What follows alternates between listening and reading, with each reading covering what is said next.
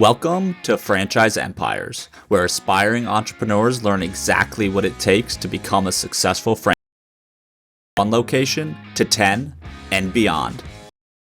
The Wolf of Franchises. Hey everyone, it's the Wolf. Today on the show we have Bhakta, one of the founding partners of CMG Companies. CMG is one of the largest multi-unit franchisees in the country and probably the world. Al and his friends founded this a little over 20 years ago by buying into a small franchise called Genghis Grill. They've since expanded into concepts like KFC, Taco Bell, Sonic, Little Caesars, Marriott Hotels, Ace Hardware, and more. It's a fascinating journey of 6 friends who have now become one of the most successful franchise operation companies in the world. I think you'll enjoy this. The Wolf of Franchises is the CEO of Wolfpack Franchising, as well as a creator at Workweek Media. All opinions expressed by the Wolf and podcast guests are solely their own opinions and do not reflect the opinion of Wolfpack Franchising or Workweek. This podcast is for informational purposes only and should not be relied upon as a basis for investment decisions. The Wolf, Workweek, and Wolfpack Franchising may maintain positions in the franchises discussed on this podcast. You guys started, in the early 90s? Late 90s, early 2000s. So it's like a little over 20 years. So. Okay. Yeah. Can you want to walk me through? I know, you and about, looks like 5 other people on the founding team. And what was that like? How was that coming together? What was the initial goal that you guys said, let's come together and do, what was it originally the plan? Yeah, no. So we've all, known each other. Really, some of us have known each other all of our lives. Myself and Nick are first cousins, and then a couple of the guys have known each other since high school, and frankly, in the late '90s, we all met in college together. So that's really, we became friends first, and came from pretty humble beginnings. So none of us kind of grew up on third base. We all put ourselves through school. Had multiple jobs, and we thought we had time to start a couple of businesses in college. And so that's the start of the story, really friendship first. And then, we were entrepreneurial and hungry and willing to hustle. But back then, I don't think they called it side hustle, but, we certainly, certainly did a lot of different things, but, together got to understand how we work together. And, that formalized kind of post-college into investing in franchise businesses, and so, everything we own has a kind of a multi-unit, franchise component to it, and started, 2001 with a brand here in Dallas where we're based. It was a 2-unit concept at the time, and we were one of the original franchisees of the concept. So, we basically signed up to be one of their original franchisees, and most of us, had day jobs kind of post-college and, went on, so luckily we were doing this on nights and weekends. And, but again, we signed up, and we always tell everybody the first Tuesday, we opened up for dinner, not a single customer walked in the door. So that's, No 4 way. o'clock to 10 o'clock. Yeah. So we had, personal guarantees on the lease. We had a personal guarantee. Zero customers. SBA loan, everything, and not a single customer walked in the door. So that's our start. That's how we got started in the franchise space. So we really looked at each other and said, what do we just get ourselves into? And so we stuck through that and worked hard. Everybody, put in shifts in the restaurant, and we worked every position, wore every hat, and that led to us, getting to a break-even point, and then started making a little bit of money. And then that led to us, going to corporate and seeing if they would sell us a corporate store, and then ended up buying a corporate store. And then after that, we ended up buying another franchisee store. And then, that's kind of how we got ramped up in franchising. So Yeah, it's incredible. I mean, it's a tough start, but obviously it's it's had a happy ending here. Or we're not at the end, right? But so I mean, Genghis Grill, was there much thought back into it back then? Or did you guys have a thesis? Why even restaurants? Was there any, or is it kind of just you guys are all friends. You wanted to just own a business together, and you know, Well, you found yeah. that So while we were in college in '99, we were fans of the brand, and we used to go and eat there, and we sat at the bar and you know had some drinks. So that was the thesis. And yeah. Nick, one of the partners, he basically left a business. You know, there was a comment card where you fill out if you know how you enjoyed the visit and the food, et cetera. And you know, one of the things in there saying, you know, would you be interested in franchising? So Nick had kind of put in saying, yeah, if you guys ever franchise, give us a call. And you know, when they launched their franchise platform, you know, they kept those comment cards and called us. So yeah, no, there wasn't a you know, an MBA or thesis built around it. It was just where we were fans of the brand. So Yeah, no, that's amazing. And so how many? We'll obviously we'll take it step by step here and get into each brand that you've kind of expanded into. But how many did you own? Or I guess let's go from that night where opening night and 0 customers walk in. How long was it before you expanded to another location? yeah, so again, it took about 18 months to get to break even, and then we started making a little bit of money, and then saw a line of sight, and so you know, roughly a couple of years before we decided, okay, we can make money doing this. And so then we ended up buying a second store from corporate. Yeah. And so we bought a second store and did really well with that store. And then, you know, we bought a franchise store after that. So yeah, we got a unique story. I mean, we started as a franchisee in a small brand, going through some struggles. The brand was as well as you know, our struggles to get through that. But we ended up buying the brand. So we went, you know, we were at 3 units, you know, of 6. You know, there were 3 other franchisees at the time, and in late 2004, we ended up buying the brand. So frankly, it was, you know, the brand wasn't going anywhere. You know, and we were the largest kind of franchisee in the brand. So we felt like for us, we loved, you know, we were passionate about it, and we felt like, hey, we can kind of take it and grow it. And primarily initially just to do it as a, you know, at worst case, we weren't looking to franchise. We're like, hey, if we can just continue opening our own stores, these would be royalty-free stores, and we could do well just in Dallas-Fort Worth. That was kind of the reasoning for it. And but anyways, we bought the brand, so we went from being you know, we call it the cook to the C-suite really quickly, right? We were in the restaurants, operating restaurants, and we still had our day jobs, by the way, all of us, but we ended up, you know, starting to quit those day jobs when we became the franchisor. But anyway, we basically took the helms of the franchise and started really just, you know, fixing unit level economics, you know, reducing cost to build and improving food costs. You know, we improved quality of the food, et cetera, just things that we knew were working. And all of that led to us opening our next store. You know, we opened it, you know, new, and it was hugely successful. And then we started opening a couple more stores, and then franchisees started coming after that saying, hey, we're really interested in the brand. We'd like to franchise. So, you know, simultaneously we were developing corporate stores and signing up franchisees. So in the heyday, we got it up, you know, past 100 plus stores. About half of those stores were corporate stores that we still owned and operated, and then the other half were franchise. But and again, we still own it. So we're still, you know, we have a full team that runs that division, you know, for us. But you know, half the brand is still corporate stores that our team still runs and operates. So, gotcha. Okay, and I'm just curious on the second location that you guys opened, right?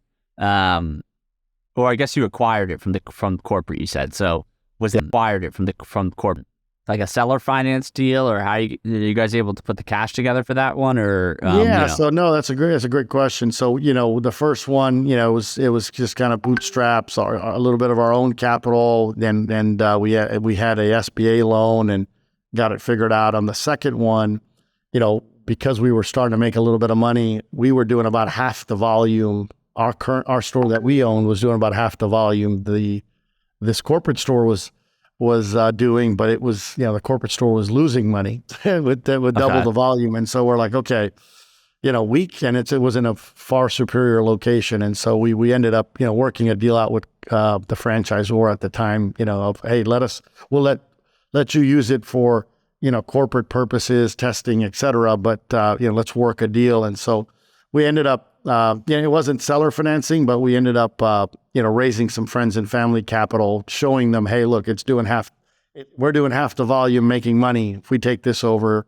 And then, so we got a little bit of royalty relief for to let them test in that store. And so that was kind of that was the deal. And so we ended up raising some friends and family capital, and we ended up, it worked out really well because we ended up distributing to our investors the first quarter we owned it, right after the first quarter we owned it. So we turned it from, losing a store that was losing money to a very profitable venture very quickly. So, yeah, no.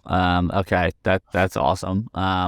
Well, so going from, that concept to, today you've got KFC's, Taco Bell, Sonic, Little Caesars, some hotels, it looks like, Ace Hardware. Yeah, I don't even know where to begin it. I think KFC comes next, right? What was the thought there? And was, have you guys developed a strategy over the years of new builds versus maybe acquiring existing locations?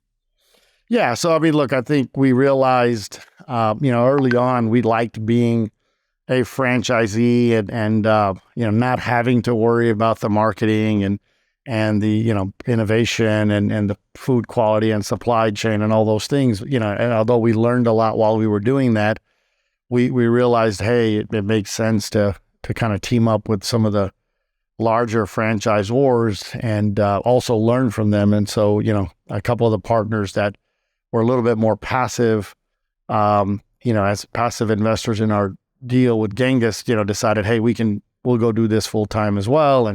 And so, they, kind of led the way and we got approved. We got approved in Yum Brands in 2008, first store opened in 2009.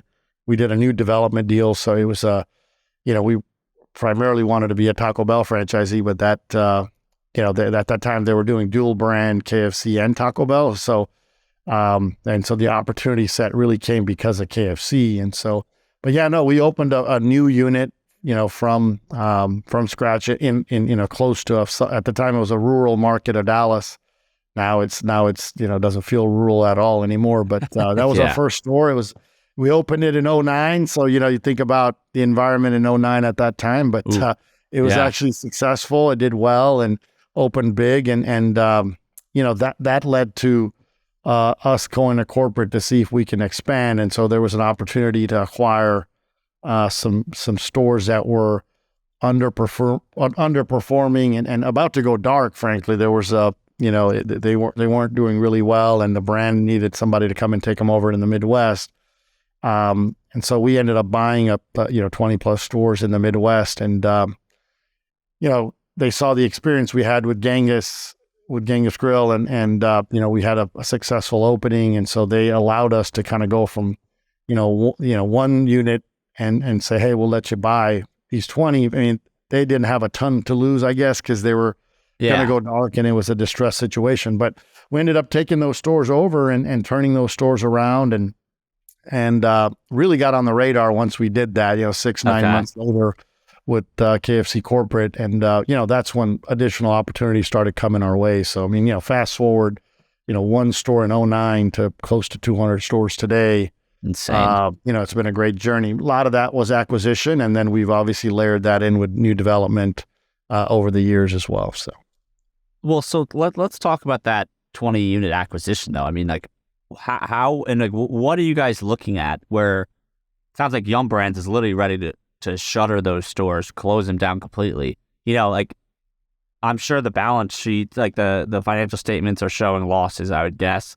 What about them did you see where you guys were like, hey, we'll actually take these on, which is a massive operational challenge probably. And I guess, are you able to pinpoint things that are wrong like with that the way they're running them, and you're like, we know we can do this better? Like, how do you know that you're going to turn it around? Is kind of my question. Yeah, look, I mean, I think, again, there's an inherent belief in ourselves, and we're risk takers. That's one, and we obviously, believed in the brand, right? And we were able to.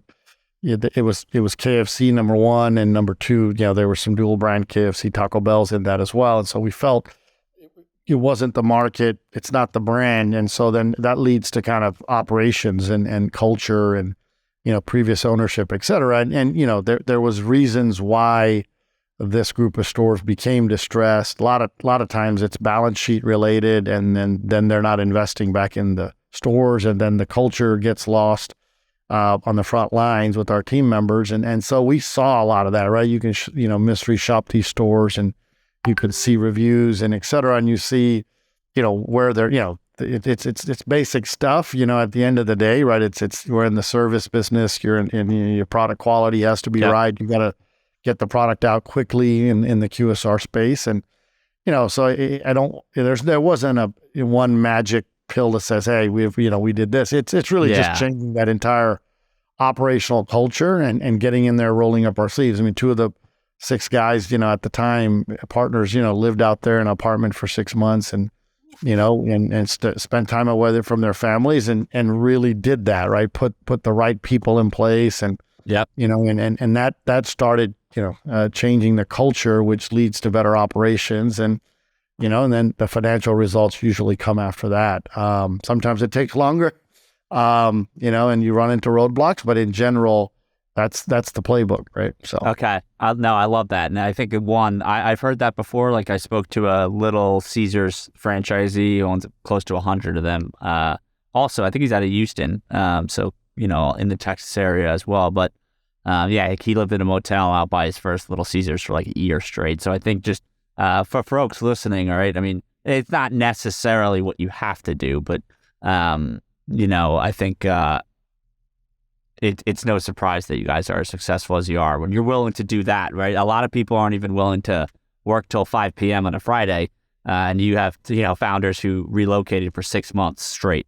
So it just shows the level of commitment. And if I want to ask too, as much as you can share, of course, but I am curious, like, within the Yum Brands organization, right, which massive public entity, you said that kind of like once you turned around those 20 KFCs that you kind of got on the radar of them. So is there like is that kind of how it works, where you can build a reputation within Yum as a good operator, and like you kind of get maybe more opportunities and more phone calls, or I think that's not, it's just not indicative of Yum. It's true of all large systems, legacy systems, systems that are going through change or consolidation, or so I think that's true of many, kind of, I would say tier 1, tier 2 legacy systems that that need to change and or are looking to change. And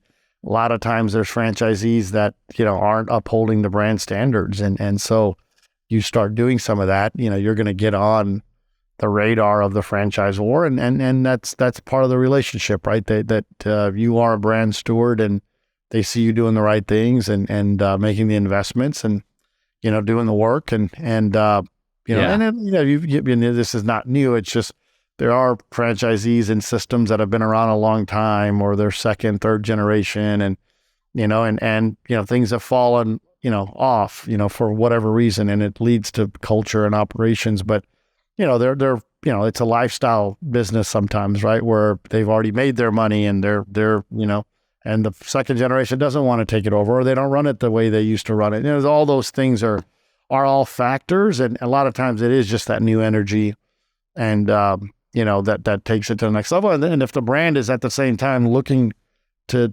remodel stores and bring in new menu innovation and do a lot of things, and maybe some franchisees are set in their own ways that that's not how we used to do it. Yeah.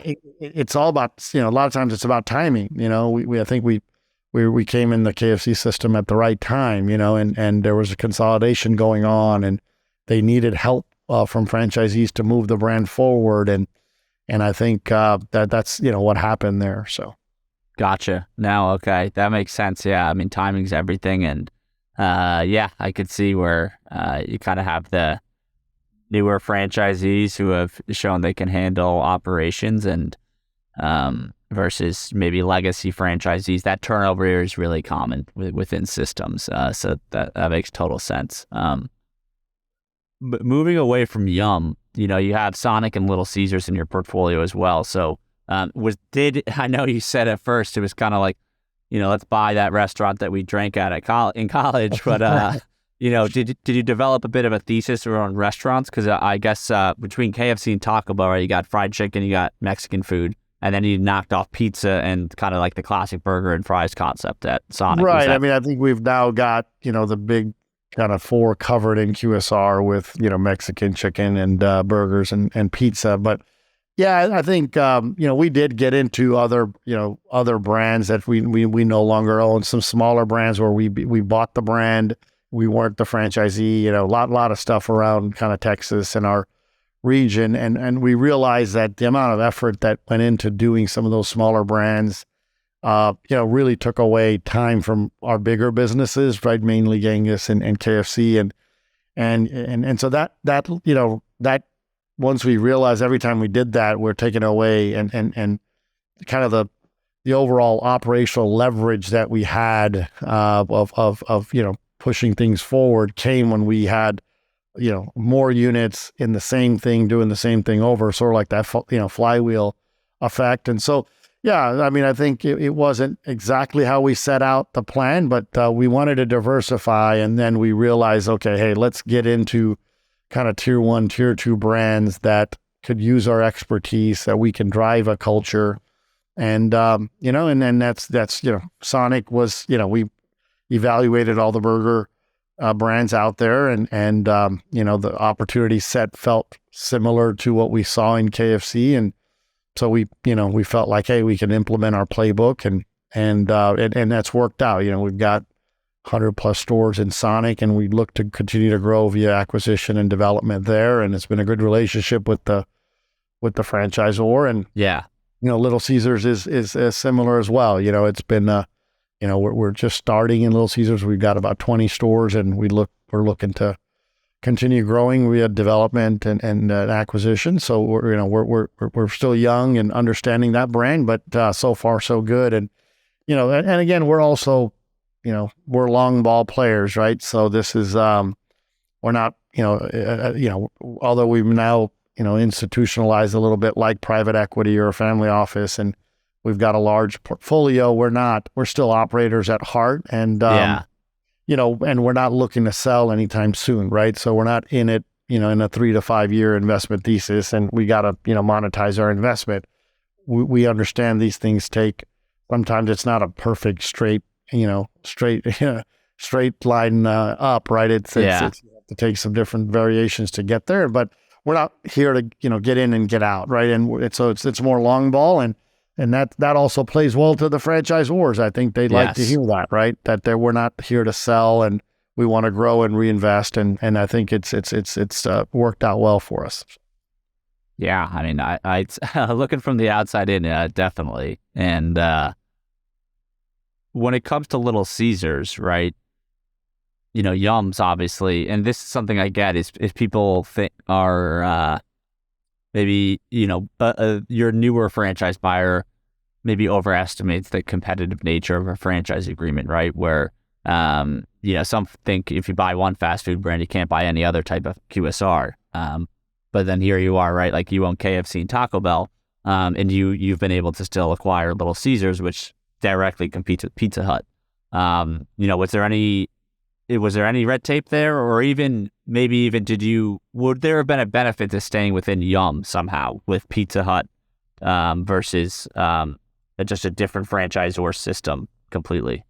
Yeah, no, I think that's a valid point. I mean, we certainly looked at Pizza Hut as part of the evaluation of brands, right? We looked at Pizza Hut, we looked at Domino's, we looked at Papa John's, and we looked at Little Caesars. I mean, there's no secret that you have to kind of we had the luxury of outside looking in to say which one would we get into, why, and we just felt like Yum, the Pizza Hut system was fairly established. There was already a lot of consolidators in the space. There's a lot of institutional players already in Pizza Hut, and again, we've already, we outside looking in within Yum, we understood some of the cultural changes that were already happening in Pizza Hut. So that was part of the evaluation set for sure, and the characteristics and traits we were looking for. But we just out of those four brands, we felt like Little Caesars had kind of value, the value equation, just kind of they own it, and so that felt really natural to us. And then there's a lot of franchisees that that own less than 5 stores. There wasn't a ton of consolidators because historically that's not what the Illich family was looking for. They're primarily family owned independent franchisees that had up to 5 stores, and that's worked out well for them. And so we felt like, okay, there's an opportunity to acquire in this brand, and there's still some development opportunity. And again, it was a consideration set of where Little Caesars stood, of where the opportunity set was at that time. And I think it's, we think we're right about our thesis there with Little Caesars, that, it is the right brand. It clearly owns value in that space. And, and again, I think there's a nice opportunity to consolidate and, create unit growth via acquisition. And there's still development, ability left, which is what the brands want, right? They want you to ensure that you're developing as well to grow the system. So yeah, no, for sure. That's interesting though. So maybe was there almost like a bit of a competitive dynamic in your favor where because Little Caesars didn't right, for instance, Pizza Hut, like I know Greg Flynn, who was on this podcast at the end of last year, acquired 900 Pizza Huts in one clip, I think, in one of the biggest transactions ever. You got other big fish in there too, though. Whereas Little Caesars, maybe you're coming in potentially being the biggest fish. It just leaves you the opportunity to maybe consolidate and buy a bunch of potentially, right, Little Caesars from the smaller operators who could be exiting the system. Yeah, that's right. I mean, again, there are a few strong consolidators and larger players in Little Caesars, but not to the extent Pizza Hut had, right? Sure. Okay. And there was a lot of attention also on Domino's is at a point where, folks like us, they weren't letting people get to a large scale. We want to get to a certain amount of scale within each brand. Like we'd like to be at least top 5 operator in terms of size in each one of the systems. So we have, we'd like to represent ourselves on the franchise advisory councils, et cetera. And so, and again, we prove ourselves to get there. It's not like we asked for that day one, but it's one of those things where we felt like the biggest opportunity for us to add that value as an operator was in Little Caesars and not necessarily the other 3 brands, right? So yeah, no, totally. And just switching gears here to operationally, I mean, you guys own brands in 15, 20 states. It looks like, at least probably more. Close to 30 states, I think. Okay, yeah. I mean, just can you give folks an idea of like let's say you enter a new state. I mean, now you have capital behind you, so maybe it makes it easier. But what's like your game plan for you're now the owner of a restaurant that maybe you don't have boots on the ground there? Like, is there a process that you guys go through to make sure, right? Because you're not just it's not like a corporate type company where you're just gonna have a Zoom call with someone. Like, you want to make sure the restaurant's being run the right way that you guys want it to be run like. So yeah, what's that process like? Yeah, I think we've got, we don't, we're not, each one of the brands are, separately ran and operated. We've got, teams, with each of the brands, we have, operational leadership, and accounting, back office leadership within each brand. So, so in terms of how we set up, it's really, kind of bottom up hierarchy, to be very honest with you. So it's the restaurant GM and the district manager in each of the brands. So that's where it starts. We always call ourselves effectively overhead. That really is not going to add a ton of value, right? So we obviously have playbooks and we have our culture and and we'd like to help create the annual operating plans and budgets. But outside of that, the operational leadership and the back office leadership, there's usually two people per brand that lead that. And but yeah, I mean, yeah, look, we're looking for folks that believe in the culture and do right by our customers, and that's it's a tough business, right? I mean, and so it's especially on the restaurant side. Obviously, we're in other franchise brands, and none of the businesses are easy by any stretch of the imagination. But the restaurant business, it's even harder, right? And so, that's where it starts. So I mean, we don't, our district, managers, have to be in the markets, right? That's a big piece of it. Our ops leadership on an executive level necessarily, they need to be in planes and cars, necessarily don't have to be in any one market, but, they just got to be on the road and be in the restaurants, right? That's a big piece of the operational culture, what drives it. And, we all try to hit restaurants whenever we're in markets and go see folks. And I mean, we don't add a ton of value anymore, right? But we're culture agents, right? We want to make sure that the culture is right and the expectations are there, and really just shaking hands and giving hugs, when we're out there, because, those folks are going through, they're the lifeblood of what we do. So. Yeah, no, I love that. I think it makes a huge difference. Just, from a cultural perspective, right? The person who still shows their face versus just, never seeing or hearing of them. So I think it makes a big difference in the eyes of the employees. Kind of getting towards the end here, but looking at the full portfolio, I mean, you guys have definitely, really explored outside of restaurants. I've mainly asked you about kind of the big fast food brands, but, I see you have some hotel brands, you have Ace Hardware. What is, what's the thought process in expanding outside of that? I guess I'm asking that more from the perspective that pretty much most restaurant operators I've met, and even the ones who've been on the podcast, they pretty much, their portfolio may have a lot of brands, but it's almost always just within restaurants. But you guys are going, a little bit, not all over the place, but I mean, Ace Hardware, you got home improvement, then you got hotels, and I even saw some sports brands in there. So yeah, is it just you're big believers in franchise systems? Is that kind of, and actually Ace is more of a co-op too, right?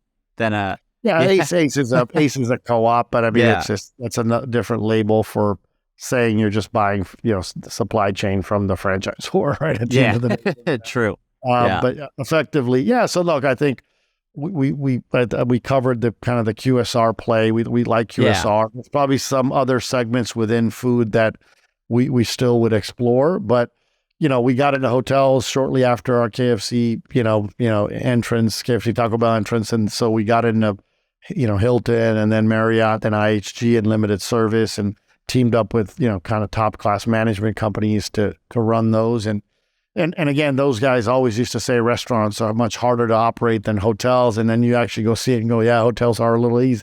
It's not an easy business by any stretch, again, but definitely easier than restaurants. Okay. And so we're like, okay,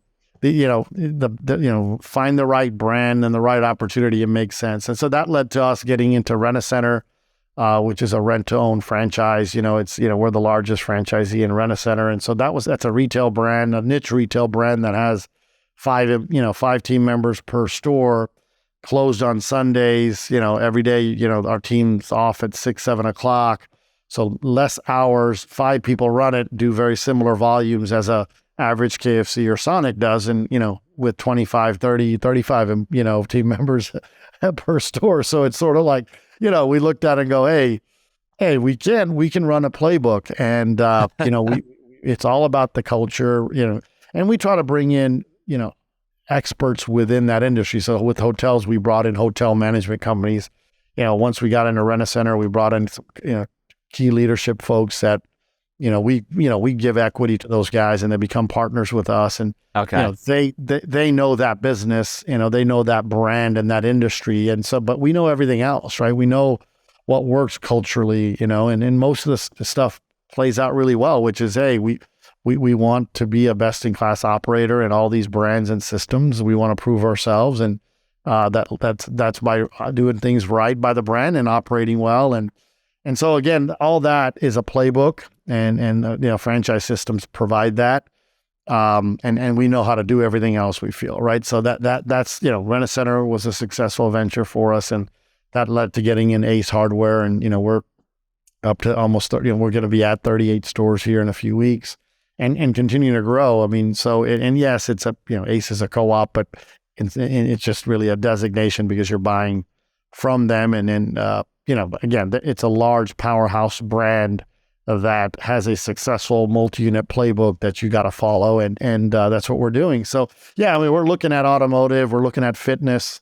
We feel like we're looking for tier 1, tier 2 brands and all these categories, but it is muscle memory. It's finding the right people, setting the right culture, and running that playbook, and we're starting to get good at it after 20 years. So yeah, I'd say so. I guess I've been hearing just like a recurring theme of the brand, right? The powerhouse brand is a big difference for you, and I guess maybe it's not even a question. It's more just interesting noticing kind of where you guys want to play, right? There's folks who take the other side of the coin and almost, I know they're successful franchisees, big platforms, but they start with emerging brands and they kind of buy out these big territories and build, and they grow with the franchisor. And then by the time the franchisor is famous, they're sitting there with 100+ locations. There's definitely an argument to be made. It's riskier, but it's also maybe less harder to break into, right? Sure. Relatively. Yeah. But I guess, is that accurate though, that at this point you guys are more just focused on, it's got to have a certain threshold of units built and brand recognition nationally, but for you to be interested?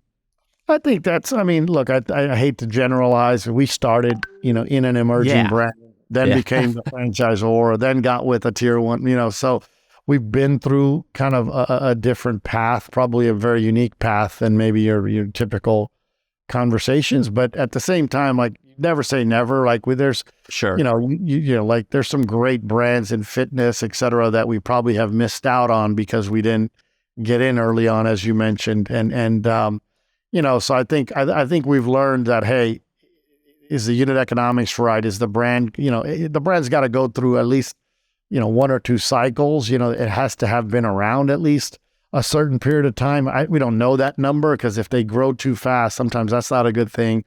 Yeah. But, it's sort of, it's a combination of a lot of things. Are existing operators, building, are they just signing up franchisees, and collecting a check, from a franchisee to, if they develop or not. I mean, all those things kind of play in it, whether it's a brand that's going to be around where we think it's going to be around for the next 10, 15, 50 years, right?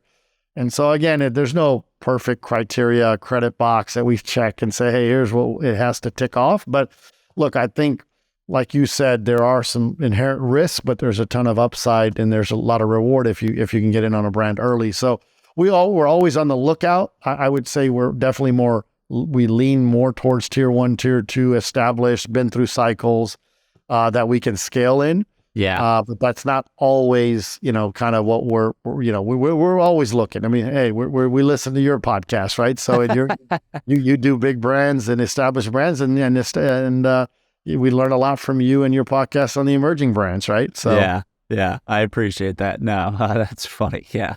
All right. Well, I guess just final question here. I mean, Franchise Times did a nice write-up on you guys, I think midway through last year. You became on the radar, and you're on the list of, the top 200 multi-unit franchisees. I guess I'm curious, with these organizations, right? If you take a one-off restaurant, let's take one KFC. I mean, the general school of thought is that, fast food after royalties, you're hoping, 10% EBITDA margins, right, is kind of the goal. But with an organization like this, and like Franchise Times, published, like, right, as a company, all in, you guys do north of 350 million. Do the numbers get better at that scale, where you and the partners get to share in profits at a greater percentage than that, or does G&A, right? Because you guys have teams, I would imagine, right, in corporate buildings that aren't actually in the restaurant, doing anything. So, like, do the margins get better, or does it kind of flesh out? No, I mean, each brand has its own unit level economics. I think the number's 450 plus units across, all the different brands. So, I mean, it's like 650 million, in terms of revenue, but it's still, net, it's still 10%, when you look at everything. And again, some of the brands have much better margins. Some you need a little bit more G&A because you're scaling them up. It's a combination of a lot of that. Again, we keep everything, separate, right?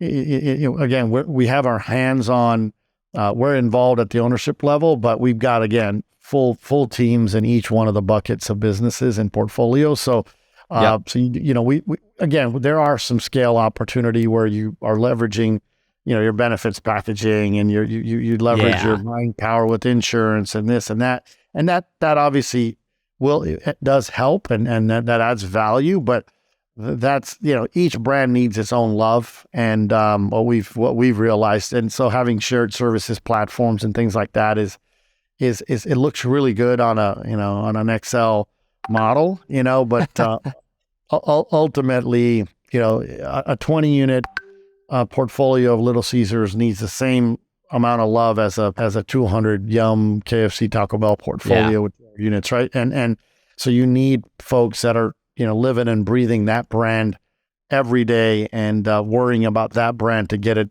grow it and do the right things by that brand. And so we have, we have everything kind of compartmentalized from that side. We don't cross collateralize anything, and each brand has its life cycle, right?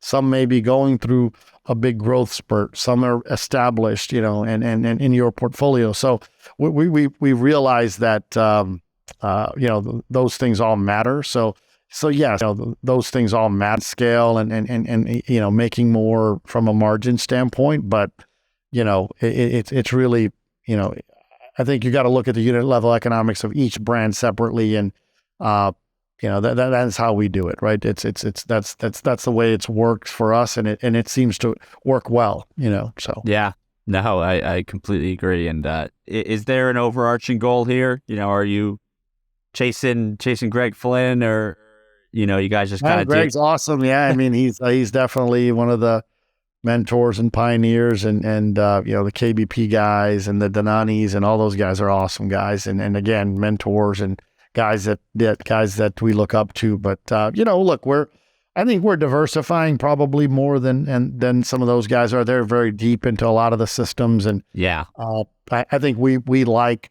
other franchise playbooks, and so hopefully we can lead the way a little bit there. But this is not something new, right? There's been consolidators and large operators in the franchise business for 50 years. So we're really, still, even 20 years in, we're still new kids on the block, and we're always learning. So no end goal. We're all still fairly young. There's 6 of us. We're all equal partners, and we've got teams of great people that we're trying to grow and give. We have equity, incentives for them, and so we don't want to realize a lot of that stuff for those guys. And so it's fun, man. We're having a good time. So it's awesome. It's sometimes not. It wasn't fun in March. March 25th of 2020, when you got all these team members relying on you. But for all those ups and downs, it's been a great ride. So that's awesome. Yeah, and it sounds like you guys have a great approach. And it's obvious that you guys you keep a humble approach to your business. So credit to you guys. Congrats on all the success thus far. Excited to see what other brands you add. And Al, it's been great to talk to you. Is there anywhere online where folks can follow along, either CMG or you? Man, we try to stay a little. I mean, I'm not a big social media guy. I don't have I don't have Facebook or anything. I got LinkedIn, I guess, probably. Good for you. But Okay. I think www.cmg.team. You can stay kind of in tune with what we're working on. We don't have a huge web presence for the overall CMG Companies side of it. I think we give kind of, our whole point is to give all the love down to the portfolio companies, and that's kind of where it happens anyway. So Okay, cool. All right. Well, there you have it, folks. Not much for you to look at, but I'll do a big. You'll see it in the newsletter and on Twitter. I'll talk about this all. Well, yeah. Thanks again, Al. Pleasure to talk with you, and we'll catch up soon. yeah, thanks for having us on. We appreciate it. Good stuff you're doing there for the industry. So Thank you. Thanks for listening to Franchise Empires. We're coming to you soon with actionable insights to take the next step on your franchise journey. So make sure to subscribe on Apple, Spotify, Google, or wherever you listen.